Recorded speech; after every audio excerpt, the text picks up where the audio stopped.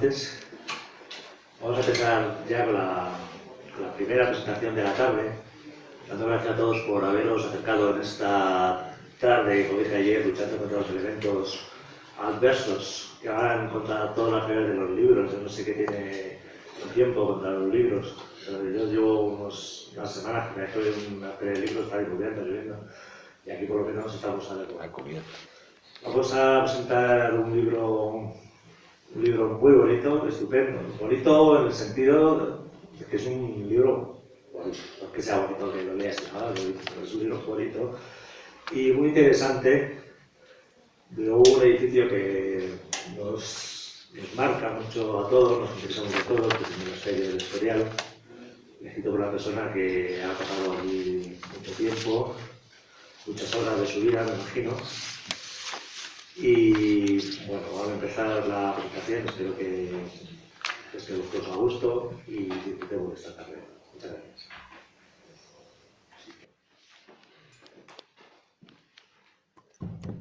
Ahora. Bueno, pues continuando con las palabras de Chema, abrimos la sesión de esta tarde y con vuestro permiso, pues con el permiso de Gustavo también, tomo la palabra para hacer lo que formalmente digamos que será una presentación al uso. Espero que no sea al uso. Así que lo mismo que el libro que ha escrito Gustavo también tiene algo peculiar, propio y que no es exactamente al uso. Digamos que me gustaría arrancar estas pequeñas palabras brevemente para deciros por qué hablamos hoy de este libro. Es decir, en la época de las tablets, en la época de lo digital, de lo telemático, ¿qué sentido tiene seguir investigando? Me pregunto, ¿qué sentido puede tener seguir investigando sobre ese edificio, esa mole? Luego le pondremos un apellido también dada por un ilustre historiador, pero ¿qué sentido tiene en esta época en la que vivimos? Facebook, efectivamente, que nos contempla y demás. ¿Qué sentido tiene? Yo me lo he preguntado cuando abrí el libro de Gustavo y empecé a ojearlo, a mirarlo y a leerlo. Así que me sigue intrigando esa pregunta. Pero, si me permitís, vamos a responderla al final, cuando termine de contaros lo que os quiero contar. Digamos que el libro que ha escrito Gustavo Sánchez, El Monasterio del Escorial, Curiosidades, Anécdotas y Misterios, es un libro descriptivo, yo añadiría que ameno y también diría que grato de leer, en el sentido que permite fácilmente pasar de los distintos temas sobre los que toca, pues de una manera muy ágil. Por cierto, en ese sentido también, lo mismo que le pasa a otros géneros, a otros libros, como son, por ejemplo, la poesía, es un libro que se puede abrir realmente por cualquier página y empezar a leer. Pararse, cerrarlo y retomarlo en otra página también y volver a leerlo. Es decir, disfrutar y paladear cada uno de los rincones que él ha evocado de esta magnífica edificación. Y yo también quería añadir ahora mismo de este conjunto, porque el Escorial, a lo que todos tenemos en nuestra retina y vemos continuamente, es también más que el propio edificio que en sí mismo nos asombra. Por lo tanto, su contenido se desglosa en una serie de 30 epígrafes. Eso me parece importante. Son 30 epígrafes y me he preocupado en recuperarlos uno a uno, listándolos y analizándolos. Y entonces son 30 epígrafes en donde va tocando y clasifica y categoriza según una serie de familias de la información que nos va dando este libro. Es decir, una composición, por así decirlo, en bloques que permite distinguirlo fácilmente y también acercarnos a este libro y a lo que nos cuenta de forma distinta y libre, porque podemos interesarnos por la cuestión meramente arquitectónica, constructiva, podemos acercarnos desde un ámbito más sociológico, más estrictamente histórico, anecdótico, etc. Ahora lo vamos a ir viendo. Fijaos, yo he percibido la siguiente estructura. Hay un primer bloque del epígrafe 1 al 5 que trata sobre el proceso de la creación del proyecto y de su construcción o edificación, es decir, lo que es la fabricación del edificio. Empieza con el sueño de un rey, donde se analiza cómo el promotor, el rey, es el que insta esa construcción y por qué sueña esa obra. Realmente todas las obras nacen de un sueño. Y por cierto, aprovecho aquí para decir, frente a la tecnología a la que hemos aludido al principio, que el poder que tenemos los seres humanos todavía es que podemos soñar. Mientras las máquinas no sean capaces de soñar, nunca nos quitarán nuestro sitio ni nuestra propia protagonismo de vida. Es decir, el sueño de un rey es el que arranca, los significados que adquiere después el edificio, la propia obra del Escorial, la construcción, su fabricación, su desarrollo. Hay un epígrafe muy bonito titulado Algunas curiosidades y misterios del edificio, que es realmente apasionante. Y luego también entra, por acabar con este primer paquete, con la propaganda positiva y negativa. Después hay un segundo bloque, que es el que va de los epígrafes 6 al 8, donde habla sobre algo muy interesante y que actualmente tiene mucha, por cierto, importancia. Es el territorio donde se asienta el monasterio. Actualmente, para la sociedad en la que vivimos, es esencial la cuestión territorial, la cuestión del medio ambiente, la cuestión ecológica. Bueno, pues esto, Gustavo, nos vuelve a poner delante de nuestra cara cuando abordamos este libro, que eso no es una cuestión inventada recientemente, sino ya la cultura renacentista, la cultura impulsada por este monarca, el rey Felipe II, ya era sensible a esa cuestión, el territorio, dónde se ubica. No es casual dónde se ubica, no es casual cómo se ubica el edificio y toda la instalación. Y eso, como os he dicho, se ve en esos epígrafes: el territorio del monasterio, los usos de ese propio territorio, los accesos y medios de transporte. Fijaos, ahora urbanísticamente se exige garantizar la accesibilidad, los accesos y medios de transporte, ha escrito Gustavo, y le dedica un tiempo a ello.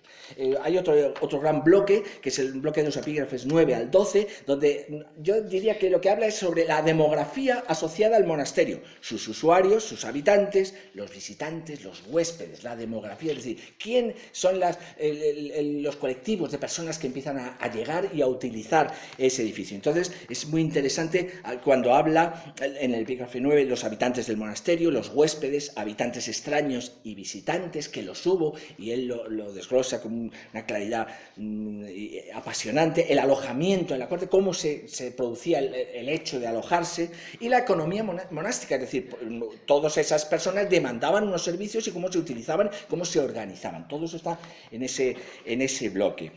Después, fijaos, está el bloque 13, los epígrafes 13 al 16. Yo ahí he detectado que lo que realmente está hablando es sobre las actividades de esos habitantes, esos usuarios. Antes hemos dicho qué usuarios llegan y qué actividades. Ahora le dedica un tipo a desglosar qué actividades hacen esos usuarios del monasterio. Y entonces, fijaos, la asistencia a los necesitados, esa función social, la sopa boba, cómo se atendía a las personas que demandaban el uso de los que ya estaban viviendo o de alguna manera trabajaban en esa gran máquina. He mencionado esta palabra por primera vez y la quiero mencionar después.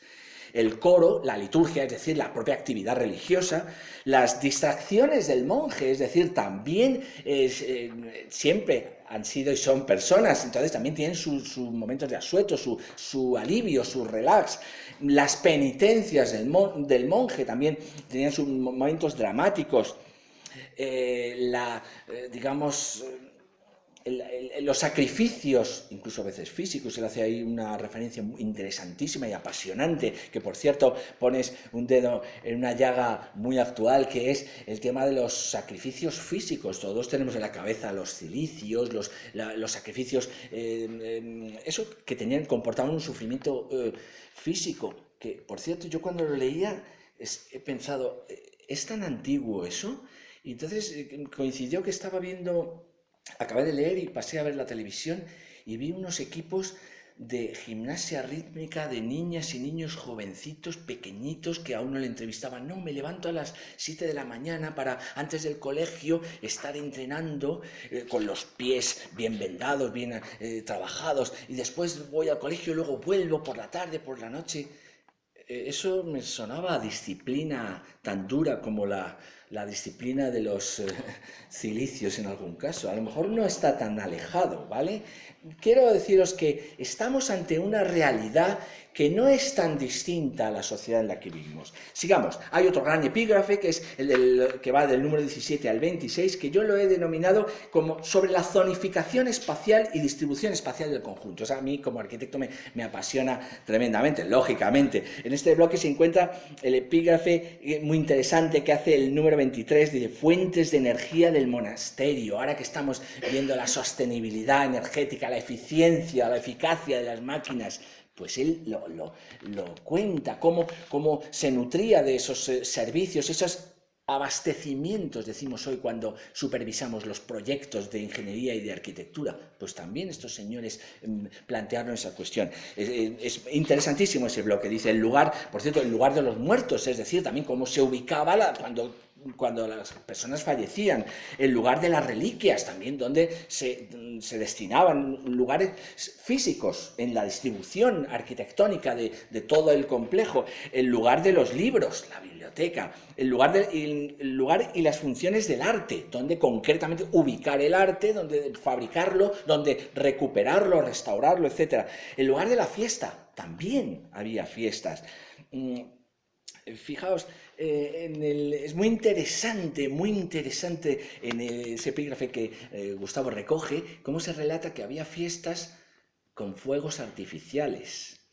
Había fiestas donde se hacía música, etc. Cuando he leído los fuegos artificiales he dicho, claro, ¿hemos cambiado tanto? Quizá no, ¿vale? Otro epígrafe interesantísimo en todo este bloque que describe lo que es la construcción, la despensa conventual, claro, el abasto, cómo tener organizado la alimentación, el que os he leído antes, las fuentes de energía del monasterio, que eso me ha impresionado profundamente, efectivamente. El lugar de la salud, también donde ubicar a las personas que en un momento dado sufrían y había que ubicarlos para que mejoraran de una u otra manera. Todo, os vais dando cuenta que es como una microciudad en sí mismo. El aseo y la higiene también, los servicios de saneamiento, etc. Por cierto, yo creo que es de todos conocido, cómo el monasterio tenía unas dotaciones sanitarias que saltan vertiginosamente, dan un salto enorme de modernidad y de sofisticación respecto a lo que se daba en otros países tan sofisticados como la Francia versallesca, sin ir más lejos, ¿vale? Y un capítulo muy interesante y bonito también que dedica un epígrafe que dice: el hábito sí hace al monje. Después, ya terminamos, es el bloque que va del epígrafe 27 al 29. La cuestión medioambiental. Le he apuntado con admiración. Vamos a ver, Gustavo se percata, y así lo reseña, que esta instalación global del monasterio y su conjunto fue sensible a la cuestión medioambiental, tanto en la determinación de dónde, imaginaos incluso con los medios que había antes, que no, lógicamente no eran tan sofisticados como los nuestros, más o menos, pero ubicarse aquí, ¿dónde lo coloco? Aquí, allá, más hacia la ladera, tendré que desmontar más, terraplenar, ¿cómo?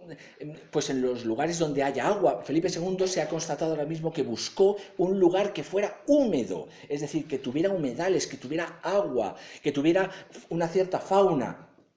Por cierto, hace unas horas estaba leyendo un informe emitido por Medio Ambiente en el Ministerio y en la Administración Autonómica, donde la Dirección General de Medio Ambiente decía lo mismo, donde está detectada la sensibilidad medioambiental, dotaciones de agua, implementación de cauces, ríos, fauna, reserva, protección. Vuelvo a repetir, ¿hemos cambiado tanto? Quizá no. Y el clima, otro de los otros epígrafes. Por eso él habla en el epígrafe 27, la fauna monástica y el clima. el clima. Interesante cómo se estudió el clima también para ubicar este conjunto.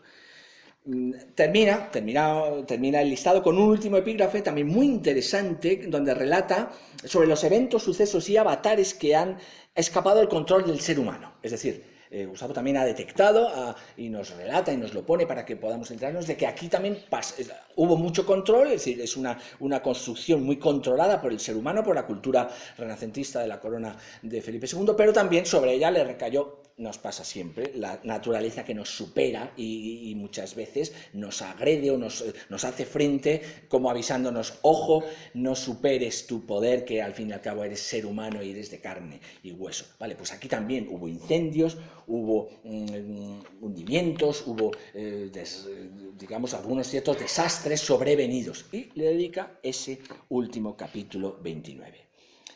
El último epígrafe es interesantísimo porque es la bibliografía. De la bibliografía, fijaos, yo quería leer lo que me apunté después, tiene aproximadamente 100 citas de autores distintos, que sumadas a las diferentes referencias bibliográficas de cada uno, es decir, aproximadamente 100 personajes distintos, que cada uno de los cuales a muchos de ellos refiere pues 3, 4, 5, 6 y hasta a veces más libros, amplían por lo tanto a más del centenar inicial las referencias bibliográficas totales recogidas en este libro o trabajo de investigación. Por cierto, el implemento bibliográfico es lo que da categoría de investigación realmente a un libro, y él en ese sentido ha enriquecido con una bibliografía muy importante, y por cierto que se constituye en cierto sentido en un trampolín para el que lo lea, es decir, quiero más, quiero seguir investigando. Pues ahí tiene la guía, ¿no? Eso me parece muy generoso. Vamos a ver, deciros, no lo sé, cuando nos ponemos como vamos de tiempo, sí, podemos atrevernos. Yo, después de haberlo pasado y las hojas y demás, quería decir, bueno, pues también a veces me gusta paladear, como cuando el pastelero dice, oye, ya están hechos todos los pasteles, los bollos, etcétera. ¿Qué es probar uno? Uno, ¿vale? Uno, nada más. Bueno, pues entonces quería echar 2 o 3 trocitos pequeñitos, ¿no? Para que veáis cómo es la calidad gastronómica de la letra escrita, ¿no? Y entonces, por ejemplo, he buscado y he encontrado, me ha parecido interesante, en la página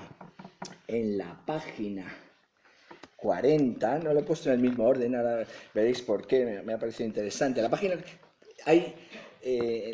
40 está diciendo, tanto duraron las obras, quien haya visitado el monasterio del Escorial podrá comprobar que, teniendo en cuenta los medios de la época, su construcción se realizó en un verdadero tiempo récord. 21 años y 4 meses.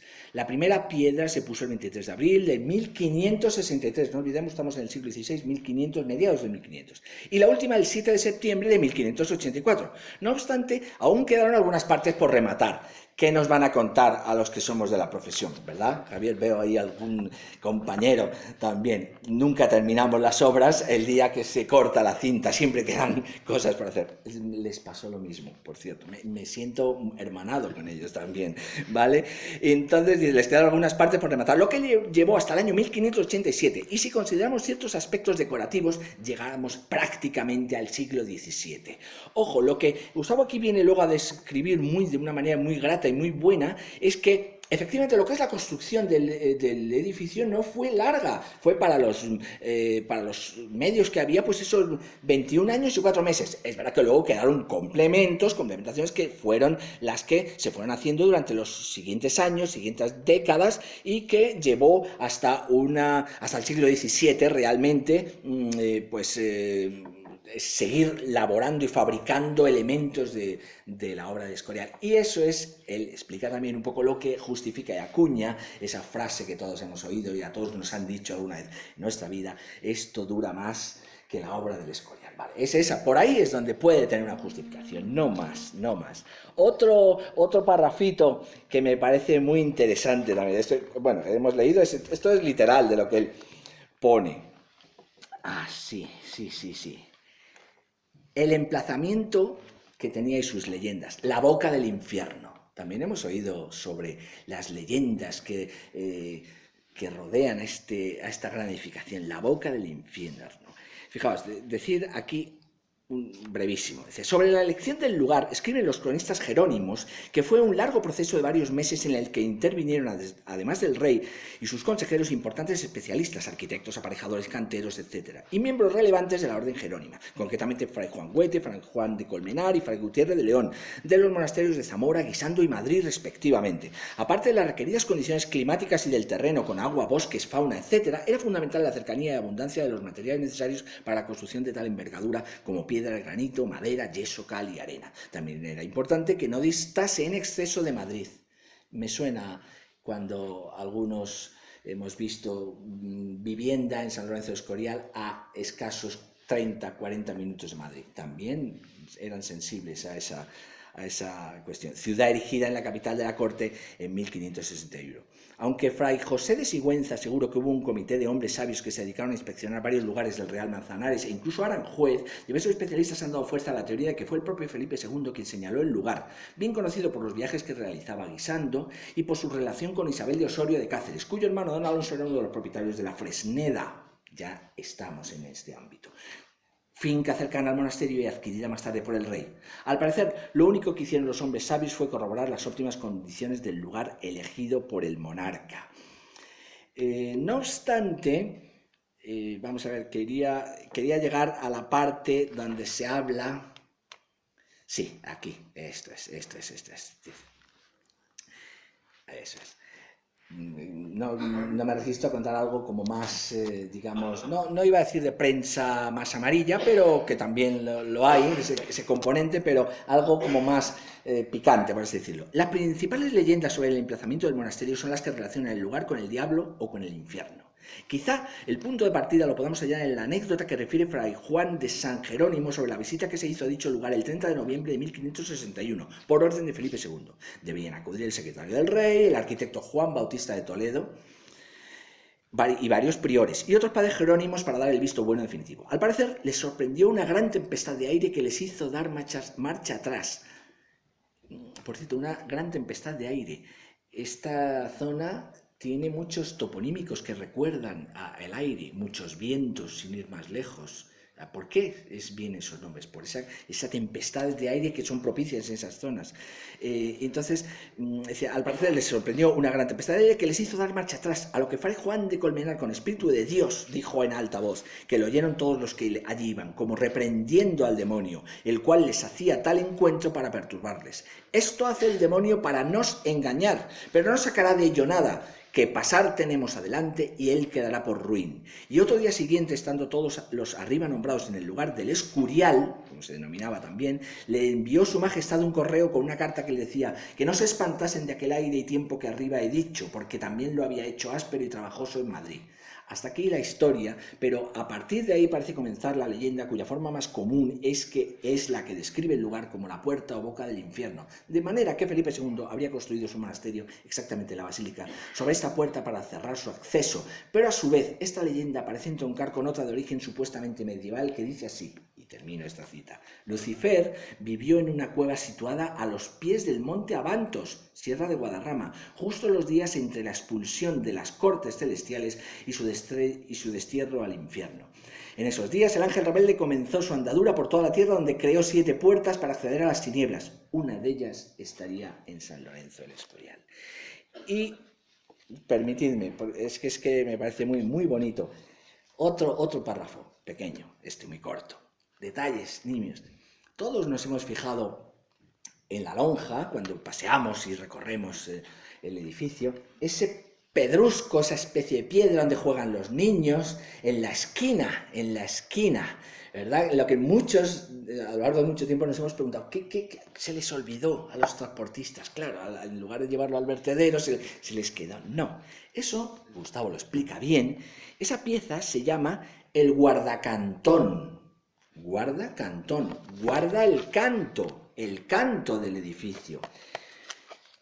Por último, entonces, cabría decir algo sobre la piedra que hay en la esquina noroeste del edificio. Se trata de un guardacantón, un poste de piedra destinado a resguardar de los carruajes la esquina del edificio. No es de ningún modo un elemento extraño y enigmático, tal como indican algunos autores. Ha causado ha suscitado interpretaciones falsas o de leyenda, pero no. Cuenta la tradición más bien que parece tratarse de una leyenda que de una realidad histórica, a la que le da otro uso u otro origen. Pero también existe una leyenda que me parece interesante reseñar, y es que cuenta la historia que Santa Teresa vino un caluroso día de verano desde la villa del Escorial al monasterio y se apoyó en esta piedra, pidiendo a Dios algún alivio para su sofoco y cansancio. Se cuenta que al instante apareció una suave brisa que reconfortó a la santa. Desde entonces se dice que nunca ha faltado la brisa de Santa Teresa en dicho lugar. Bueno, os agradezco la paciencia de haber escuchado estas palabras, que me parece como esa pruebe usted un pastel de la gran bandeja que constituye este libro, y al leerla, claro, hemos leído Padre Sigüenza, Padre Villacastín, Arias Montano, Juan de Herrera, Juan Bautista de Toledo, Claudio Coello, Navarrete, Fray Luca Cambiaso, Fray Presto, que dibujaba rápido, Alonso Sánchez Coello, etcétera.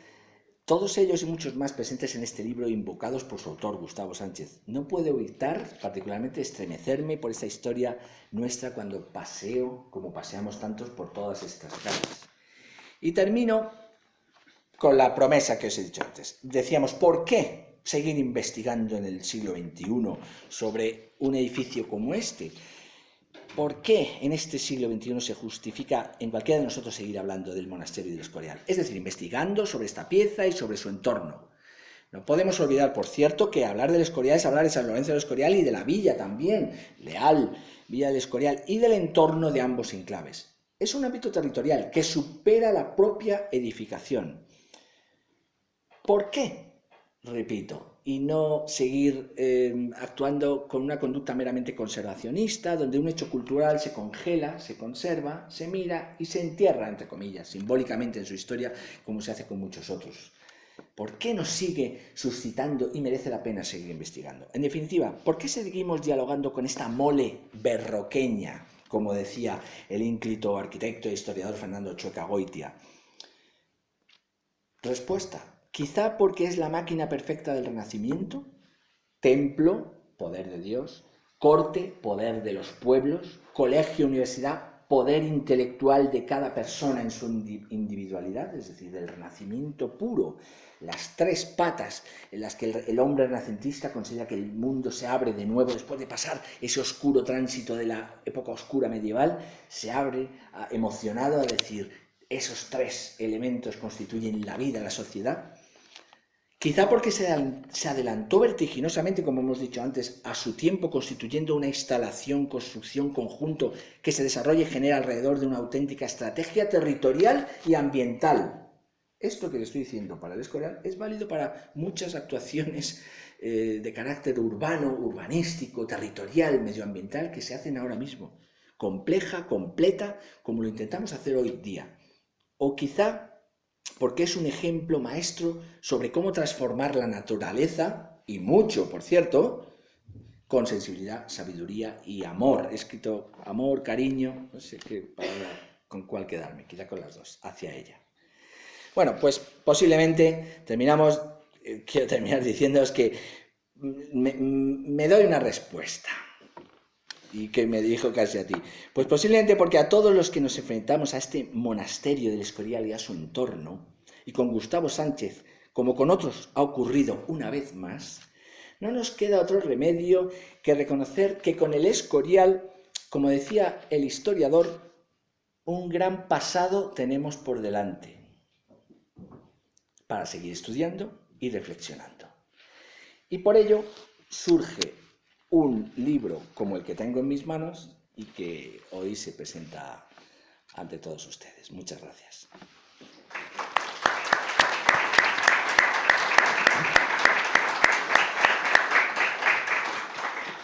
Muchas gracias, Rafael, gran amigo, gran arquitecto y urbanista, que bueno, ya no me deja casi palabras para mejorar lo que he hecho. Y están todas sí.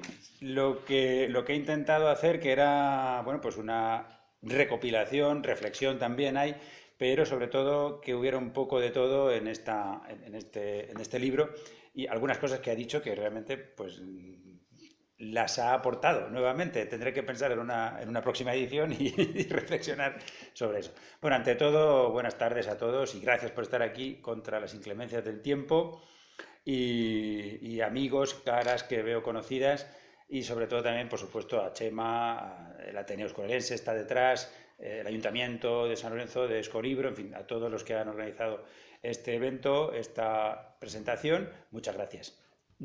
También quiero agradecer porque están presentes, sobre todo, está por aquí el padre don José Rodríguez, representando a la comunidad de agustinos, que a mí me causa mucha alegría porque además está entre los agradecimientos. Si no hubiera sido por la comunidad de agustinos, yo no habría entrado en el monasterio ni habría hecho el trabajo que hice, que yo soy músico, yo soy músico, he sido director de la escolanía durante muchos años y por eso accedí al monasterio, porque me contrataron, tuvieron bien contratarme y allí estuve 14 años, en ese magnífico edificio, viendo partes, zonas que no se visitan normalmente al turista, que eso es lo que a mí más me atrajo, porque casi todos sabéis qué pasa con los panteones, y aquí la biblioteca, y aquí esto, aquí lo otro, pero luego toda esa zona más desconocida tiene una historia, tiene en fin, unos usos, como muy bien apuntaba Rafa.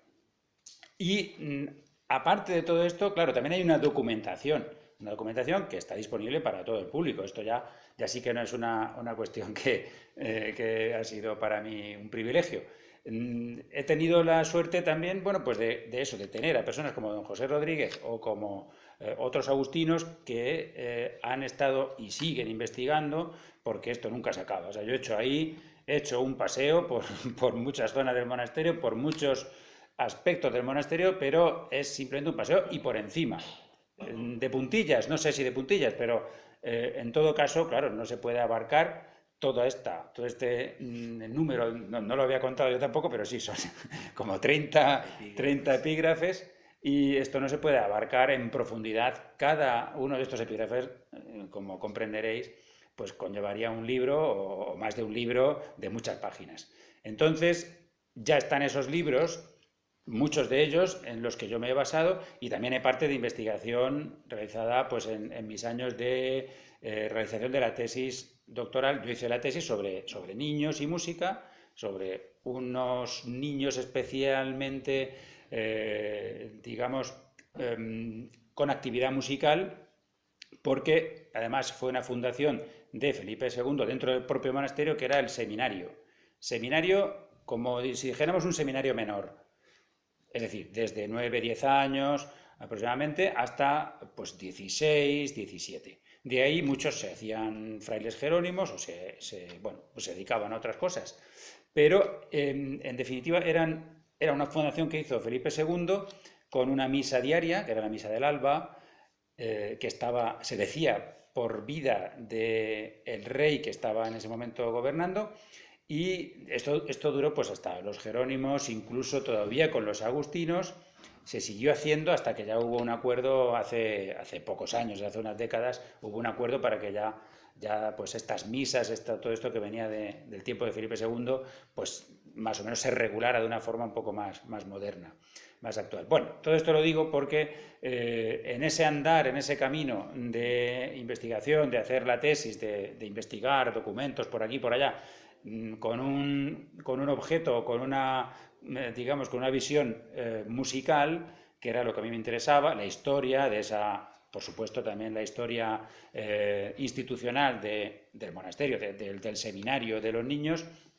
Claro, pues me iban apareciendo otros datos muy curiosos y anécdotas, cuestiones misteriosas que a mí siempre me han intrigado por mi propia curiosidad natal, ¿no? que siempre he tenido. Entonces todo aquello yo lo iba pues ordenando, dejando en carpetas, ahora con los ordenadores, y ya sabéis cómo funciona. Antes eran hojitas, fichas, ¿no? Pues ahora hoy en día pues son carpetas, y yo fui haciendo ahí mis carpetas con temas distintos. Y bueno, pues finalmente todo eso ha desembocado pues diría, este hijo, ¿no? ha sido dar a luz a un hijo intelectual, de alguna forma. Es importante también decir que el libro, la historia, todo lo que hay, que por supuesto sigue estando en nuestros días, porque físicamente sigue estando, lo que tiene de usos, de habitantes, de todo esto que ha descrito muy bien Rafa, se restringe a los jerónimos. Esto es la historia de los jerónimos. Es decir, yo ahí no entro, ya después de 1837 prácticamente ya no toco nada. O sea, esto hay que tenerlo en cuenta. O sea, no es un libro donde dice la vida actual de lo que pasa ahora o de lo que pasó en el siglo XX. Hay otros libros de anécdotas muy buenos donde yo también... Todo esto está citado, ¿eh? El padre Vicuña, que hizo un primer libro de anécdotas que todo el mundo conoce, ¿verdad? Las anécdotas del Escorial. Y yo lo cito, claro, cuando hay que citarlo, porque ya se adelantó con algunas cosas, pero en definitiva es, como digo, pues un libro de recopilación de todas estas cuestiones más bien humanas y de los jerónimos. El padre Vicuña tiene cosas, al hilo de esto que decía, ya del siglo XX, unas anécdotas más actuales, ¿no? Que seguramente muchos de vosotros conocéis. Y siguiendo dando las gracias, porque claro, aquí hay mucha gente que me conoce y me ha ayudado. El padre José Rodríguez además es un latinista excelente y hay veces que de repente aparece algo en latín y yo siempre he contado con su ayuda desinteresada, que es en fin, una persona muy generosa en ese sentido. También otra gente, por supuesto, del monasterio, bibliotecario José Luis, el padre José Luis, que está a cargo de la biblioteca, los priores de antes, de ahora, en fin, yo he estado allí 14 años y han pasado varios priores, me han dejado pues moverme por allí, disfrutar del monasterio, disfrutar de la compañía de sus sabidurías y de sus experiencias, ¿no? Muy importante todo esto, porque al final lo que yo hago es recopilar, aunque también he investigado, pero recopilo mucho de lo que ya está escrito, de lo que ya se ha dicho, y le doy una forma y lo pongo un poco al servicio del lector popular, y si alguien quiere profundizar, pues todavía tiene por dónde tirar del hilo, que son esas bibliografías, todas esas referencias de otros libros más exhaustivos con los temas diferentes que, en fin, que abarca el libro, que intenta abarcar el libro. Yo espero que me haya salido bien, que no sea un aburrimiento. Bueno, parece que sí, que se puede saltar de un sitio a otro, siempre con ese carácter divulgativo, con ese punto de humor, de la anécdota, de la curiosidad atractiva. Siempre, pues últimamente me pregunta, oye, ¿y qué dirías, ¿no? ¿Qué podrías decir así rápidamente, anecdótico? Bueno, pues... Y todo esto viene de una documentación que existe, por eso es algo también novedoso. Hay unos libros de procuración, son los libros de cuentas, ¿no? Y ahí, pues ya veréis que está, el que lo vea, lo he citado mucho, libro de procuración, libro de ropería, libro de zapatería. Claro, y de repente pues aparece en un libro de procuración, pues la mona hay que llevarla a el bosque de Segovia. La mona. Y claro, dices, la mona, ¿y esto qué es, lo de la mona? Pues resulta que Isabel Clara Eugenia tenía, que era típico en aquella época, tenía unos monos de compañía. Y hay un retrato, que también lo pongo ahí en el libro, que eso también es interesante, estas imágenes que adornan, que también ilustran, ¿no? lo que se está diciendo, y dan prueba visual, además de la época, es un cuadro de la época con Isabel Clara Eugenia y su hermana, era... La criada, sí, Magdalena, y está con dos monos, tiene dos monos, que era un animal de compañía para ella, ¿no? Y entonces se ve que estuvo por aquí, o estuvo aquí la infanta, o se dejó los monos, o trajeron los monos, la mona esta, y mandaron a un chico, un mozo, a que llevara la mona al bosque, porque estaba allí la corte, ¿no? Estaba allí el rey, estaba allí la propietaria, ¿no? Entonces esto, claro, aparece en un libro de cuentas. Se pagó a fulanito, al mozo, tanto, un real o lo que fuese, para llevar al animalito allá con su dueña. Otra anécdota en esos libros de procuración, pues una muy curiosa del padre procurador, que era el que anotaba, dice, un real de afeitar a la mula y otro de afeitarme yo. Aquello pues me causó mucha gracia, ¿no? De ver que, bueno, pues todos dos en uno, ¿no? Se afeita a la mula y se afeita al monje. Bien, pues todo esto, claro, pues son unos detalles que van salpicando continuamente el libro en cada capítulo. Bueno, pues hay alguna de estas curiosidades. Yo quería, aparte de homenajear y de dar las gracias a los presentes, también hay una persona muy especial que estaba al principio, digamos, en el proyecto y luego dijo, bueno, venga, yo me quedo ahí, te ayudo y tal, que es José Luis Vega Loeches. Es una persona muy entendida en el monasterio, en la historia, en el arte del edificio y, bueno, pues tengo que dar las gracias, en fin, en público para que él también tiene su parte, que conste que tiene su parte porque empezó todo con él y hizo alguna cosa, me dijo, bueno, pues habría que tirar por aquí y por allá, luego le seguí preguntando y, pues, en fin, tengo que agradecerle toda esa ayuda. Y hay otra persona, de entre tantas, que están ahí en los agradecimientos del libro, que falleció, y es Agustín Bustamante.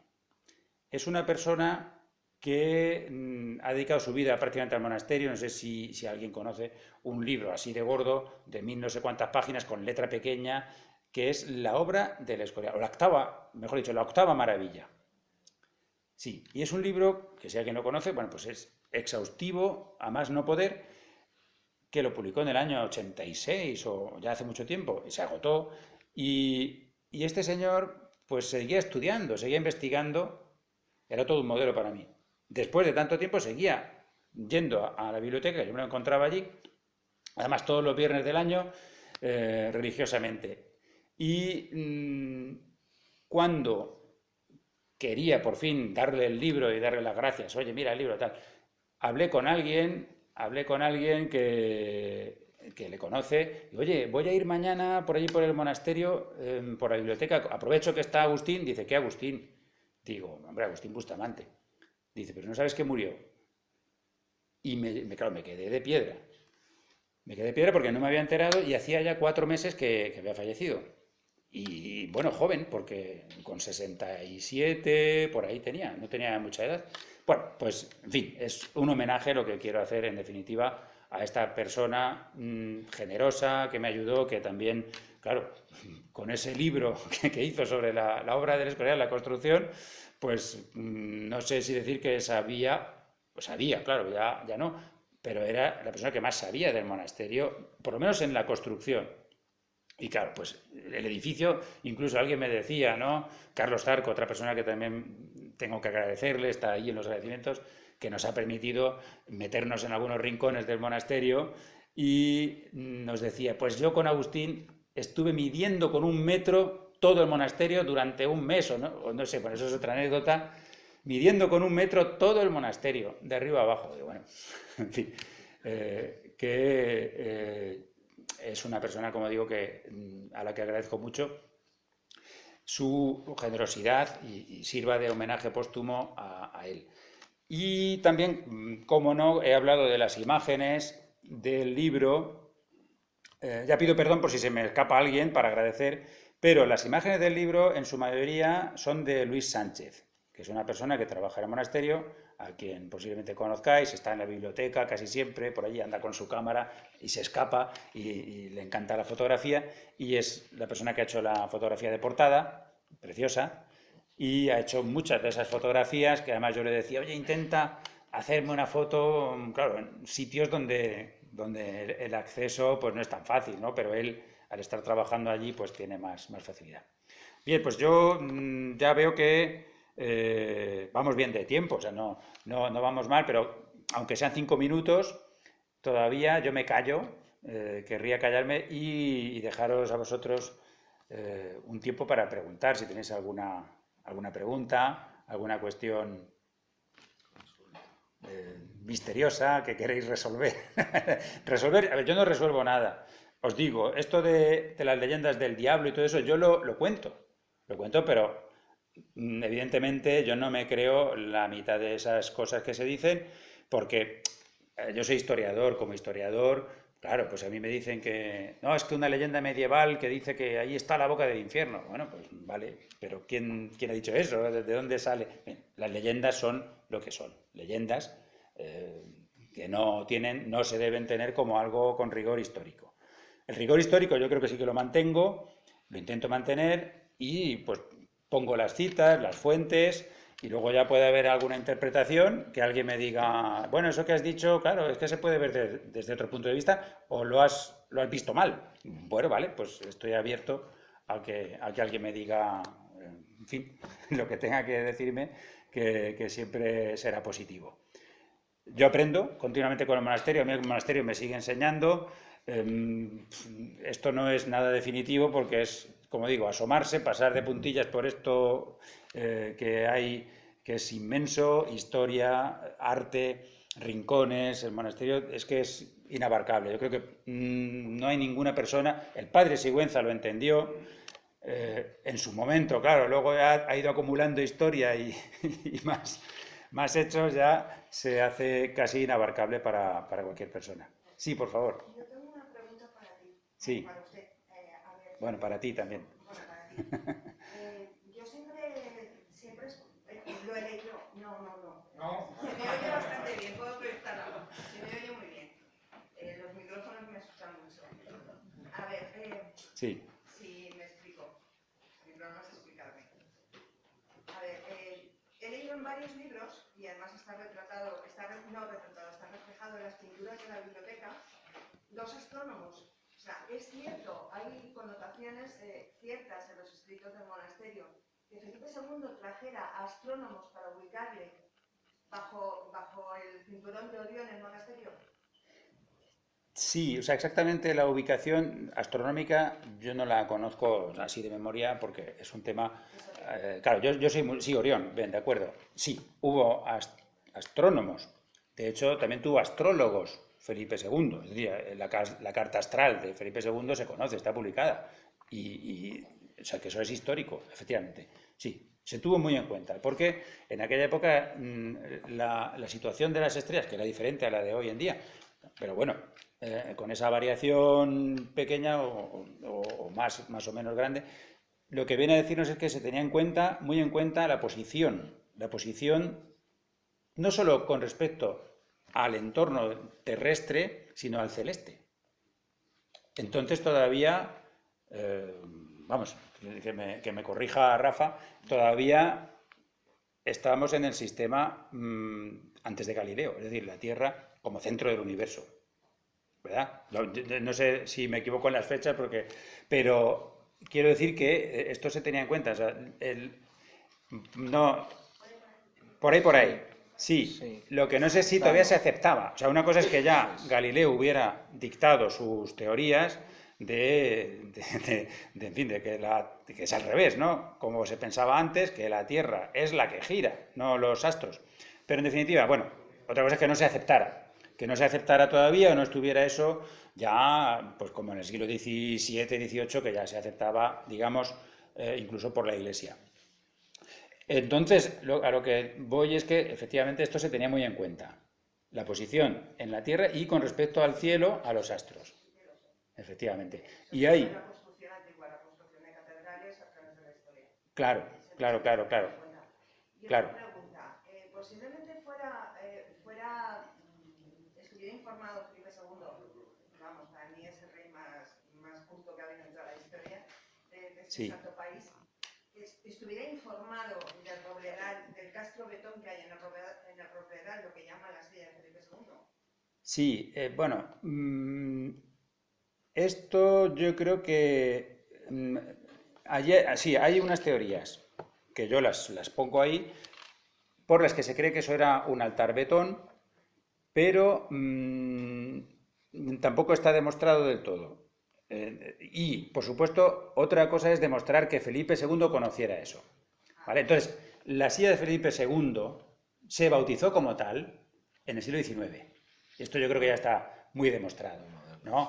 Entonces es como, no digo una leyenda, pero bueno, es como algo que nace del turismo, que venía aquí ya en el siglo XIX, a mitad, hacia finales del siglo XIX, y entonces se bautizó como la silla de Felipe II. Pero a donde iba Felipe II a ver el monasterio era más bien, y tiene más lógica, al monasterio de abajo o arriba. Arriba, donde están los miradores, todo eso era la carretera, o el antiguo camino, el camino del puerto, el puerto de Malagón, era el paso. El puerto de Malagón, que ahora es, aquello es, bueno, pues una calle, una carretera forestal. Sí. El segundo no venía desde ahí. No venía desde ahí, pero que para ver el monasterio es muy probable, para ver cómo se iba construyendo el monasterio, si habéis subido un poquito, a poco que subáis, antes no había pinos. Entonces la visibilidad, imaginaos, es como una maqueta, como esa maqueta, si vais al primer mirador o al segundo, es como una maqueta. O sea, la visibilidad es muy buena para ver las obras. Desde la silla de Felipe II no se ve bien, o sea, se ve muy distante, está muy lejos. Y también hay otro lugar en el Castro, ¿cómo se llama? No, es otro altar, que ese sí que parece que está demostrado, que se llama Castrejón o Castrejón. La peña de Castrejón o el canto de Castrejón. No, la peña de Castrejón no es un castro. No he dicho que sea un castro, he dicho que es un altar betón. Parece que sí. Bueno, entonces no discutimos. Se sentaban a él lo he visto. Sí, para estar allí. Sí, eso es, ahí estaban visitando. Vamos a continuar en otro momento. Sí. Quiero preguntar, por favor, por breve, y en el micrófono, porque lo estamos grabando. Gracias por las preguntas. Luego podemos hablar. Sí, se visitaba, o sea, eso se visitaba por los reyes y Carlos IV estuvo allí, Carlos III. No, es con respecto a lo que acaban de mencionar, yo creo que,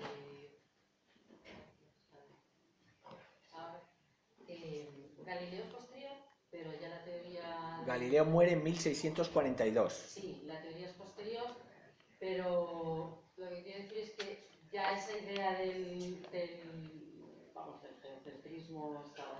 Pero bueno, Felipe II compró o adquirió de los Medici una esfera en Milán, que está en la biblioteca. Sí, cierto. Y en base a las teorías de Ptolomeo, se seguía, tal y como está ahora mismo esa esfera en Milán, se seguía la teoría del geocentrismo. Claro, efectivamente, la Tierra está en medio de esa esfera al mirar. Es una prueba. Sí, gracias. Luego, Sí. yo quería preguntar, pero cuando tuviera tiempo Sí. Luego podemos seguir hablando, porque claro, ahora hay otra presentación y hay que seguir con los siguientes. Que a lo mejor he llegado tarde y me lo he perdido, porque coincide, las fachadas tenía que coincidir con lo que son los puntos cardinales y sin embargo hay un ligero...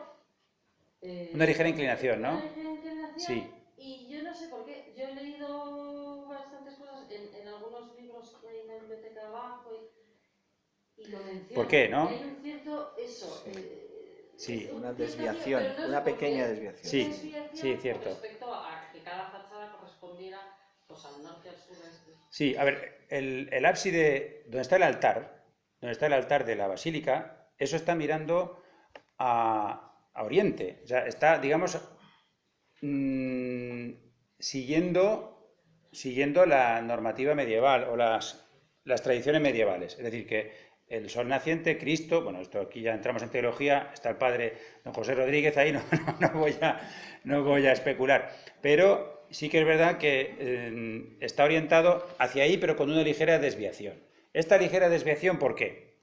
Bueno, pues esto quizás lo puede saber mejor él, porque yo ese aspecto no lo he tratado en el libro. Hay hipótesis diversas, pero yo no me atrevo ahora mismo a certificar ninguna. Incluso se habla de que los sistemas de medición también tuvieron algunas correcciones a lo largo de los siglos por la propia sistema de cuantificación angulares, goniométricas, etcétera, y puede corresponder a esa desviación. Pero eso mismo se reproduce y se repite en muchos grandes edificios que teóricamente estaban rigurosamente orientados, donde también aparecen unas ciertas diferencias. Vale, pues, si os parece la última pregunta, José. Buenas tardes. Buenas tardes. Ya tengo que está aquí el padre José Rodríguez también. Una pregunta. Dijo usted que solamente ha entrado hasta el siglo XIX o siglo... Sí, cuando expulsan a los jerónimos. Lo digo porque él tiene un trabajo excelente sobre la contracción del Escorial que se publicó en la revista Ciudad de Dios. Usted cuando hace la introducción del libro, Sí. habla de este... Es el trabajo de... Sí. Del Escorial, o sea, que hacer un contrato. En vez de ponerse del Escorial, que es un contrato... Ah, la contracción, ya, sí. Sí. Él hace un trabajo inmenso, Sí. y demuestra con Alfonso XIII que efectivamente era... Lo de la contracción, bueno, eso es un, eso es un tema. Es otro tema que da para otro libro. Vamos a ver, yo lo he usado. Yo hice el libro con la contracción del. Si es un pecado, bueno, pues pido perdón. Pero, porque a mí también me parece que es lo más lógico y de sentido común, del Escorial. Pero, como ahí entraron los correctores de la editorial, claro, hombre, es que es total, hubo ahí una pequeña discusión, y venga, vale, se cambia todo. Y lo cambiaron ellos directamente. Entonces yo digo, ya, mira, lo dejamos así. Pero que se dice que es, claro, él lo ha hecho. Sí. Inmenso. Sí. Y él te demuestra precisamente que está justificado. Y Claro. se ha usado hasta para el Zarco. Yo creo que a partir Efectivamente. del Zarco es que cambia Efectivamente. la asignatura, ¿no? Cambió en el siglo ya XX, sí. Sí, realmente empiezan, pero él te demuestra, e incluso Reyes dice que el rey, Pablo XIII, después Pues del nada. estudio de esto, Sí. se tiene que decir del Escorial. Simplemente. Al final, Como anécdota, ¿no? José, perdona, la anécdota es que esto es cuando se escribe, porque cuando hablamos suena igual. Cuando hablamos decimos del Escorial. Claro, es que no... Ahí no hay más misterio. Pues nada, muchas gracias por vuestra atención. De verdad, que si alguien quiere algo más, alguna pregunta, voy a firmar allí detrás. Si quiere alguien algún libro firmado. Y nada, pues a vuestra disposición. Muchísimas gracias a la organización que nos están, ya, claro, nos están emplazando a que dejemos espacio al siguiente libro. Y nada, pues eso, muchas gracias.